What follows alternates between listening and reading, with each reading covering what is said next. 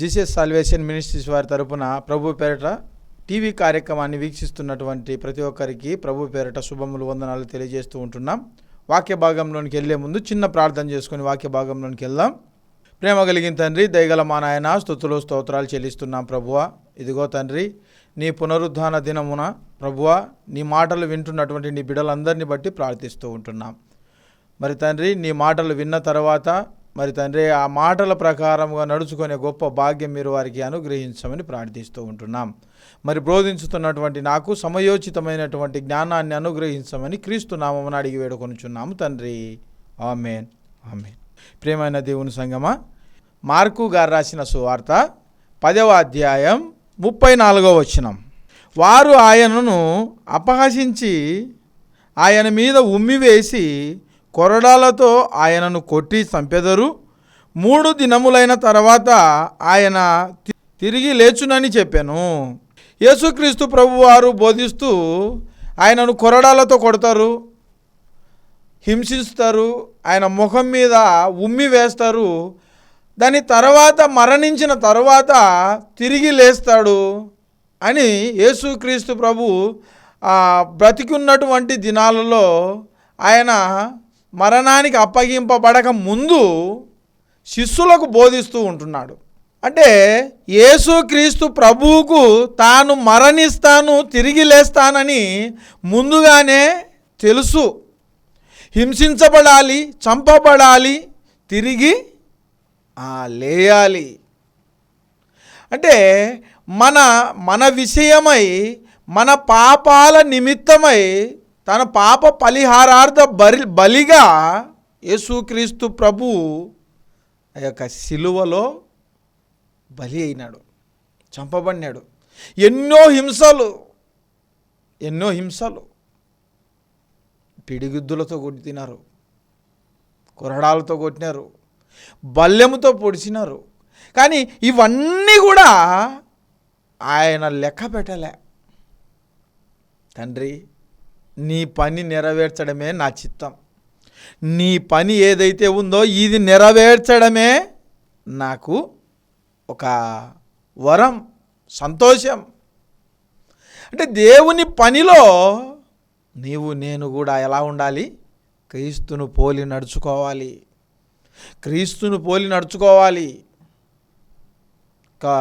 Good Friday రోజున శిలువ యాగాలు చేస్తాం. అంటే ఇవన్నీ కూడా ఆనాడు ఆయన శ్రమ అనుభవాలను మనము గుర్తు తెచ్చుకుంటున్నాం. అంటే ఈ యొక్క శుభ శుక్రవారం రోజు మాత్రమే వాటిని గుర్తు తెచ్చుకోవడం కాదు, మన జీవిత కాలం ఆయన పడినటువంటి బాధ, ఆయన పడినటువంటి వేదన, ఆయన మన కోసం కార్చినటువంటి ఆ రక్తాన్ని మనం ప్రతిరోజు జ్ఞాపకం చేసుకోవాలి.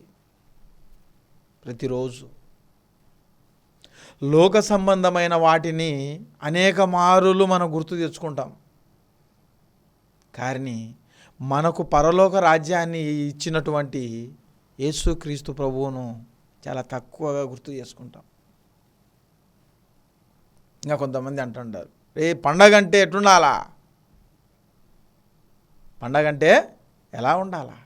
తినాలా, త్రాగాల, ఎంజాయ్ చేయాలా? అంటే పేరుకు పండుగ, కానీ నీ సొగసులకు, నీ యొక్క అలవాట్లకు పెట్టుకున్న పేరది. యేసుక్రీస్తు ప్రభు మరణాన్ని నువ్వు ఎప్పుడైతే ఆ యొక్క బాప్తిసం తీసుకుంటావో ఆనాడు మొదలుకొని నువ్వు బ్రతికినంతకాలం ఏం చేయాలా? అనుదినము, అనుక్షణము గుర్తు తెచ్చుకోవాలను. నా శరీరముతో ఏవైనా నువ్వు చేయాల్సిన పనులు కొదవు ఉంటే నా శరీరముతో వాటిని పూర్తి చేస్తా తండ్రి. అందుకు నువ్వు బాప్తిసం తీసుకున్నావు. దేవుని పోలికలో, దేవుని అడుగుజాడల్లో ఆయన చేయవలసిన పని ఏదైనా ఉందేమో కొదువగా ఉంటే నువ్వు చేయడానికి సిద్ధపడాలి, నువ్వు పూనుకోవాల పనికి. అది దేవుని ఇష్టం. దేవుని యొక్క సంకల్పాన్ని నెరవేర్చడానికే నువ్వు ఈ భూమి మీదకి వచ్చినావు. ఆ సంకల్పాన్ని వదిలిపెట్టి లోక సంబంధిగా పోవద్దు. యేసుక్రీస్తు ప్రభు ముందే చెప్పాడు, మనుష్య కుమారుడు హింసించబడి చంపబడి తిరిగి లేస్తాడు. లేచాడు కదా. యూదా రాజసింహం.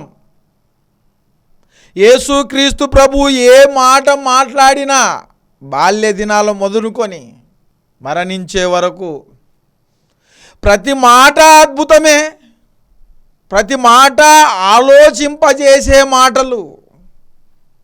ఏ మాటలైతే క్రీస్తు మాట్లాడాడో ఆ మాటలకు కట్టుబడి మనము బ్రతకాలి. యేసుక్రీస్తు ప్రభువుకు తెలుసు. శిష్యులకు చెప్పాడు కదా. శిష్యులు ఏమైనా గుర్తుపెట్టుకున్నారా? ఈయన తిరిగి లేస్తాడు 3వ దినమున అని తొందరగా లేచి సమాధి దగ్గరికి ఏమన్నా వెళ్ళిపోయారా? ఎవరు పోయింది? స్త్రీలు. ఎవరు వెళ్ళింది? స్త్రీలే సమాధి దగ్గరికి వెళ్ళింది. మొట్టమొదటిగా స్త్రీలే పోయినారు సమాధి దగ్గరికి. మరి వీరు భయం. పేరుకు చెప్పుకుంటుంటారు మేము పెద్ద మొగోళ్ళమని. అంటే మేము పెద్ద గొప్ప వాళ్ళం, మా పేరు చెప్తే ఇది, మా పేరు చెప్తే అది అని. కానీ స్త్రీలకున్న ధైర్యం, స్త్రీలకున్న త్యాగం, వారికి ఉన్న ఆలోచన విధానం, యేసుక్రీస్తు ప్రభువు చేత పట్టుకుపోయిన అప్పటి నుండి యేసుక్రీస్తు ప్రభు వెన్నంటి ఉండింది ఎవరు అంటే స్త్రీలే. వీళ్ళను ఎక్కడ కొడతారో, వీళ్ళను కూడా ఎక్కడ వాళ్ళకు అప్పగిస్తారో రోమా సామ్రాజ్యానికి, ఎక్కడ మేము కూడా బందీలం అయిపోతామో. పేతురు అన్నాడు, ఏమన్నాడు? ప్రభువా, బోధకుడా, మరణంలో కూడా నీతో పాటే. చూడు, వచ్చినాడా? అసలు ఉన్నాడా చెప్పండి, ఉన్నాడా?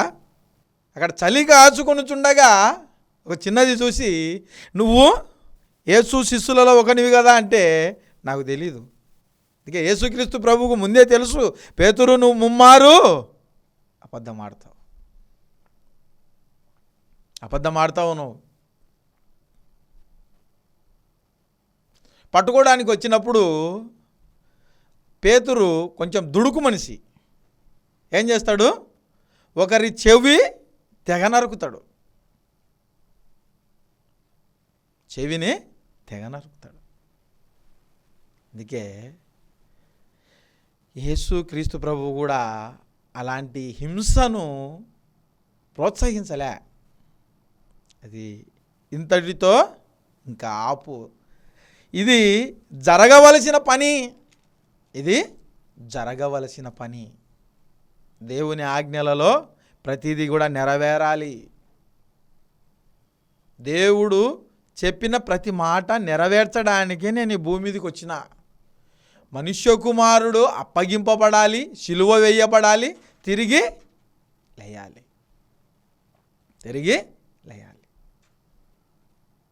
అందుకే సమాధి దగ్గరికి కూడా ఎవరు వెళ్ళారు? ముందు స్త్రీలే వెళ్ళారు.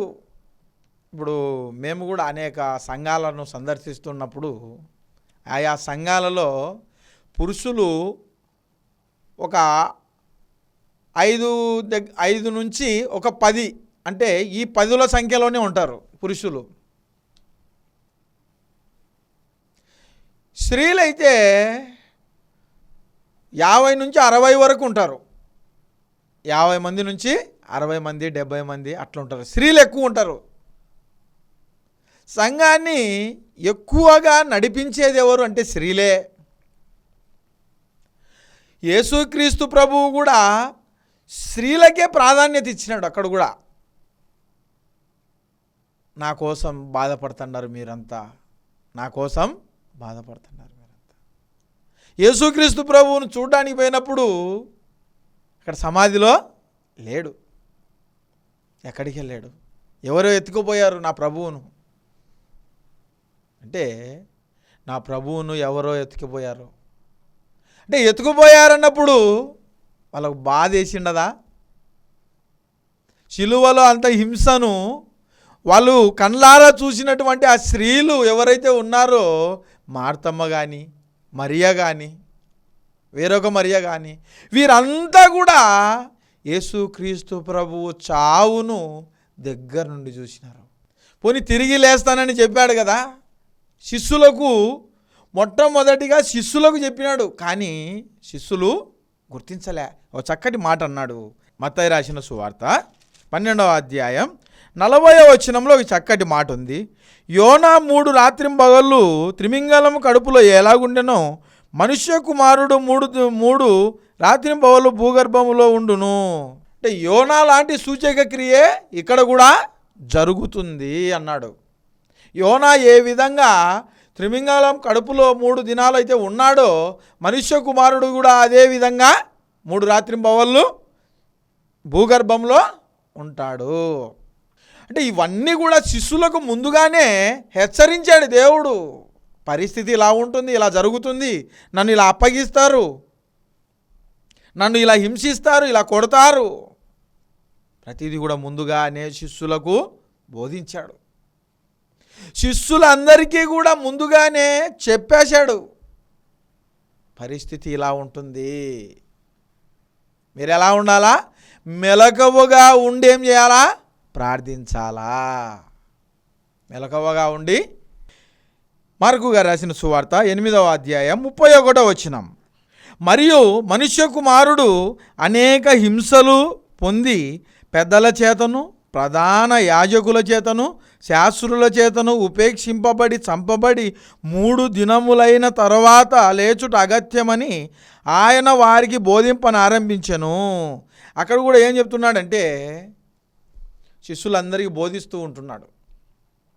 శాస్త్రుల చేత, పరిసయ్యుల చేత, పెద్దల చేత, అందరి చేత ఏమైపోతా అన్నాడు, హింసించబడతా అన్నాడు.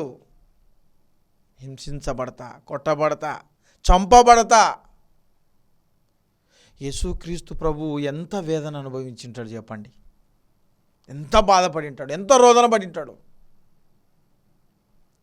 ఆ గడ్డంకున్నటువంటి ఆ వెంట్రుకలు లాగినప్పుడు ఆయన ఎంత బాధపడి ఉంటాడు, ముఖమున ఉమ్మి.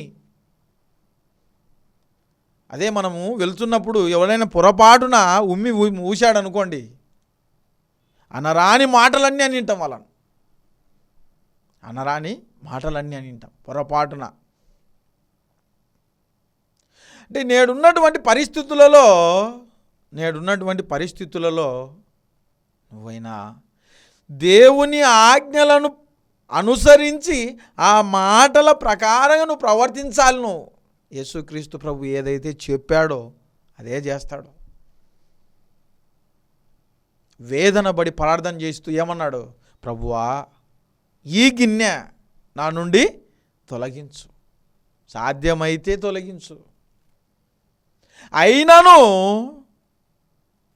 నీ మాటే నెరవేరాలి, అయినను నీ మాటే నెరవేరాలి, నువ్వేదైతే చెప్పావో అదే జరగాలి. అందుకే యేసుక్రీస్తు అంత బాధలో కూడా, తండ్రి నన్ను తప్పించు, ఈ మరణం నుండి నన్ను తప్పించు అని ప్రార్థన చేస్తూ వేదన పడుతూ అడిగినప్పుడు కూడా లాస్ట్లో ఏమన్నాడు, నా చిత్తం కాదు తండ్రి, నీ చిత్తమే. నువ్వు అలా ఉన్నావా? దేవుని పని అంటేనే ఇంకా ఇటు సైడు ఎవరు కూడా రారు. చర్చి పని ఏదైనా ఉంది అన్నారనుకో, ఇటు పక్కకి ఎవరు రారు. ఇంకా చాలామంది ఉన్నారు అలాగా, చాలామంది అలాగ ఉన్నారు. దేవుని పనికి ఎవరైతే సిద్ధపడతారో వారికి కావలసిన సమస్తము దేవుడే చూసుకుంటాడు. అనేక హింసలు పొందుతాడు మనుష్య కుమారుడు.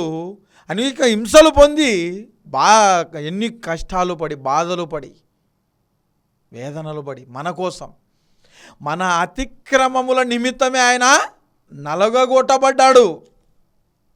మన అతిక్రమముల నిమిత్తమే ఆయన నలగొట్టబడ్డాడు, బాధపడ్డాడు, వేదన పడ్డాడు, రోదన పడ్డాడు. తనను తానుగా శిలువకు అప్పగించుకున్నాడు. ఈ పునరుద్ధాన దినం రోజున మనం యేసుక్రీస్తు ప్రభువు పడినటువంటి ఆ కష్టాలు ఏవైతే ఉన్నాయో అనుదిన ప్రార్థనలో ప్రతిరోజు, పండగ రోజు మాత్రమే చెప్పుకునేది కాదు ఇది.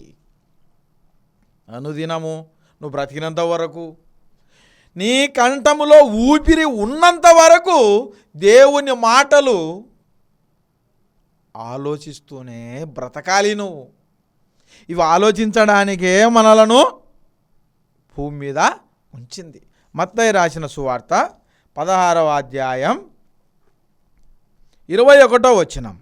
అప్పటి నుండి తాను యెరూషలేములోకి వెళ్ళి పెద్దల చేతను ప్రధాన యాజకుల చేతను శాస్త్రుల చేతను అనేక హింసలు పొంది చంపబడి 3వ దినమున లేచుట అగత్యమని యేసు తన శిష్యులకు తెలియజేయ మొదలుపెట్టగా పేతురు ఆయన చెయ్యి పట్టుకొని, ప్రభువా, అది నీకు దూరమగునుగాక, అది నీకు దూరమగునుగాక, అది నీకెన్నడూను కలగదని ఆయనను గద్దించసాగాను. ప్రభువా, అలాంటి రోజు ఒకటి వస్తే మేము తట్టుకోలేము, అది నీకు ఎన్నడూ రాకుండా దూరం అయిపోవాలి అని అంటున్నాడు పేతురు. బోధకుడా, అలాంటి దినం రాదు. అలాంటి దినం వస్తే నేను కూడా నీతో పాటే. అంత గొప్పగా ఉన్నాడు చూడండి. వచ్చినాడా? క్రీస్తుతో పాటే వచ్చినాడా? చూడు, మాట చెప్పడం ఈజీ, మాట చెప్పడము సులభం. ఏ మాట అయినా కానీ దానిని నిలబెట్టుకోవడమే చాలా కష్టం. మాట ఇవ్వడం సులువు, దానిని నిలబెట్టుకోవడమే కష్టం. నిజంగా ఈ లోక సంబంధంగా నువ్వు బ్రతికితే, పండుగలు చేసుకోవడానికి తప్పితే దేనికి ఉపయోగపడవు నువ్వు, అంతే. 2000 సంవత్సరాల నుండి పండుగ చేస్తూనే ఉన్నాం. ఇప్పుడు 2025 వచ్చేసింది. పండగలు చేసుకోవడంలో బిజీగా ఉన్నాం, కానీ ప్రభువు పనిలో నువ్వు బిజీ లేవు. ప్రభువు పనిలో బిజీ లేవు. ప్రభు పనిలో ఉండు, దేవుని పనిలో ఉండు. దేవుని ఆజ్ఞలు ఏమున్నాయి, ఆయన ఏ మాటలు ఏమి చెప్పాడు, వాటిని మనం ఎంతవరకు నెరవేరుస్తున్నాం, మనం చెడుగా ఆలోచిస్తున్నామా, మంచిగా ఆలోచిస్తున్నామా, వీటన్నిటిని ఆలోచించాలి నువ్వు.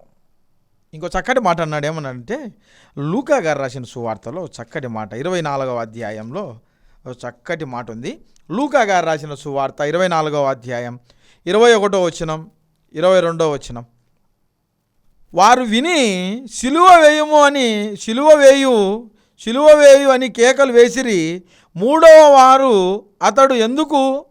ఇతడు ఏ దుష్కార్యము చేసెను, ఇతని యందు మరణమునకు తగిన నేరమేమీ నాకు అగుపడలేదు గనుక ఇతనిని శిక్షించి విడుదల చేతును అని వారితో చెప్పాను.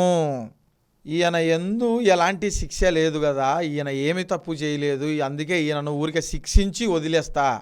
25వ వచనంలో జంగు మాట అన్నాడు. అల్లరి నిమిత్తము, నరహత్య నిమిత్తము మనము చెరసాలలో వేయబడిన వారిని వారు అడిగినట్టు వారికి విడుదల చేసి యేసును వారి ఇష్టం వచ్చినట్టు చేయుటకు అప్పగించిరి. ఆ జనసమూహము అరుస్తున్నటువంటి అరుపులు, ఆ కేకలను బట్టి అక్కడ ఉన్నటువంటి ఆ తీర్పు ఇచ్చే ఆయన ఏం చెప్పాడు, మీ ఇష్టం, మీరేమైనా చేసుకోండి, మీ ఇష్టం, మీరు ఏమైనా చేసుకోండి, అంతే. నిజంగా హేరోదుకు కూడా ఏం కనపరాలే, ఆయనను శిక్షించేంత, ఆయనను సిలువ వేసేంత నేరము ఆయనలో ఏం కనపరాలే. కానీ వీరంతా ఏం చేస్తున్నారు, యేసును సిలువ వేయండి అంటూనే ఉంటున్నారు. అయినా ఆ గొప్ప జన సమూహం అంతా కూడా రొమ్ము కొట్టుకుంటా ఏడుచున్నారు, బాధ కొట్టుకుంటూ అన్యాయముగా సిలువకు అప్పగించాడే. ఒక నిరపరాధిని శిలువకు అప్పగించారే అని. నిజంగా లూకాసు వార్త 24వ అధ్యాయం 21వ వచనం 22వ వచనం, ఇశ్రాయేలులు విమోచింపబోవాడు ఈయనే అని మేము నిరీక్షించి ఉంటిమి, ఇదిగాక ఈ సంగతి జరిగి నేటికి 3 దినములాయను. అయితే మాలో కొందరు స్త్రీలు తెల్లవారగానే సమాధి యొద్దకు వెళ్ళి ఆయన దేహమును కానక వచ్చి, కొందరు దేవదూతలు తమకు కనబడి ఆయన బ్రతికి ఉన్నాడని చెప్పి విస్మయం కలుగజేసిరి. అక్కడ ఉన్నటువంటి ఆ స్త్రీలు అక్కడికి వెళ్ళినప్పుడు ఏం చెప్పారంట? ఆయన ఇక్కడ లేడని. కొంతమంది దేవదూతలు కనబడి ఆయన మృతులలో లేడు, ఆయన లేచి ఉన్నాడు అని. అక్కడ ఉన్నటువంటి దేవదూతలలో కొంతమంది వచ్చి వారితో చెప్పినాడు. అందుకు ఆయన 25వ వచనంలో, అందుకు ఆయన అవివేకులారా, ప్రవక్తలు చెప్పిన మాటలన్నిటినీ నమ్మని మందమతులారా అన్నాడు. అంటే ప్రవక్తలు ఏమైతే చెప్పినారో అవన్నీ మీరు నమ్మరా, వినరా?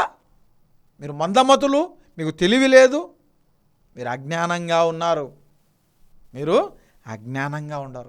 శిలువ వేయుట నిజం, మరణించడం నిజం, ఆయన తిరిగి లేయడం నిజం. ఇక్కడ ఉన్నటువంటి శాస్త్రులు కానీ, ఆ యొక్క పరిసయ్యులు కానీ, సద్దుకయ్యులు కానీ యేసుక్రీస్తు ప్రభువు మీద ఉన్నటువంటి ఆలోచన చాలా గొప్పది. ఈయన చెప్పాడంటే చేస్తాడేమో, జరుగుతుందేమో. ఈయన ఇన్ని అద్భుతాలు చేశాడు కదా. అందుకే ఓ మాట అన్నాడు, మత్తయి సువార్త 27వ అధ్యాయం 63వ వచనం, అయ్యా ఆ వంచకుడు సజీవుడై ఉన్నప్పుడు 3 దినములైన తరువాత నేను లేచేదనని చెప్పినది మాకు జ్ఞాపకముంది. 3 దినాలైన తరువాత నేను లేస్తానని చెప్పింది ఎవరికి జ్ఞాపకం ఉంది? శాస్త్రులకు జ్ఞాపకం ఉంది, పరిసయ్యులకు జ్ఞాపకం ఉంది, సద్దుకయ్యులకు జ్ఞాపకం ఉంది, ఇక్కడ పెద్దలకు అందరికీ జ్ఞాపకం ఉంది. కానీ యేసు బోధలు విన్నటువంటి శిష్యులకు మాత్రమే లేదు. యేసు బోధ విన్నటువంటి శిష్యులకే లేదు జ్ఞాపకం. ఏమన్నారు? ఆ వంచకుడు 3వ దినమున లేస్తాను అని చెప్పింది మాకు జ్ఞాపకం ఉంది, మాకు గుర్తుంది, మాకు తెలుసు, దీన్ని మేము జ్ఞాపకం పెట్టుకొనే ఉన్నాం. ఈరోజు ఏం దినం? 3వ దినం. లేస్తాడేమో, రేపు 3వ దినాన లేస్తాడేమో. ఆ వంచకుడు మాకు చెప్పి ఉన్నాడు, మాకు గుర్తుంది, మాకు జ్ఞాపకం ఉంది. అందుకేం చేయాలా? సమాధికి ఎలాంటిది? మంచి బందోబస్తు పెట్టాలా, 2 బండ్రోతులను పెట్టాలా, ఆ సమాధి తెరవకుండా పెద్ద రాయిని ఉంచాలి. పెద్ద రాయిని ఏం చేయాలి? ఇక్కడ ఉంచాలి. ఎంత రాయి ఉంచినా రాయిని పొర్లించి మృతులలో నుండి సజీవులలోకి వచ్చేసినాడు. నీ కోసం, నా కోసం. ఆయన పడినటువంటి కష్టం కానివ్వండి, ఆయన పడినటువంటి వేదన కానివ్వండి. దగ్గరున్నటువంటి మరియమ్మ ఒక తల్లిగా ఎంత బాధపడి ఉంటుంది చెప్పండి, ఎంత వేదన పడి ఉంటుంది చెప్పండి. అందుకే ఇంకో మాట అన్నాడు. ఏమన్నాడంటే, యోహాను గారు రాసిన సువార్త 20వ అధ్యాయం 27వ వచనం, 20వ అధ్యాయం 27వ వచనం.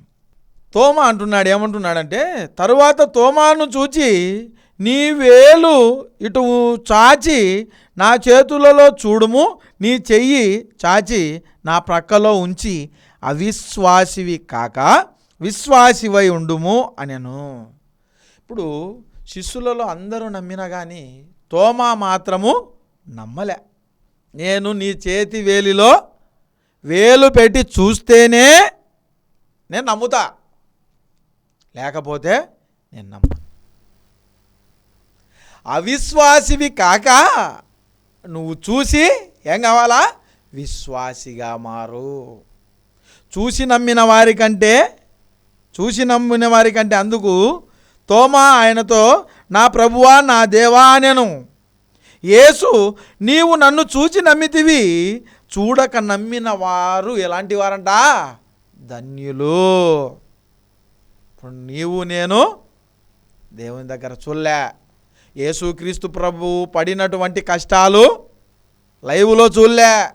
చూసినటువంటి తోమా నమ్మలే. నువ్వు చూసి నమ్ముతున్నావా, చూడక నమ్ముతున్నావా? చూసి నమ్మిన వారి కంటే చూడకుండా నమ్మిన వారు ఎలాంటి వారు? ధన్యులు, గొప్పవారు.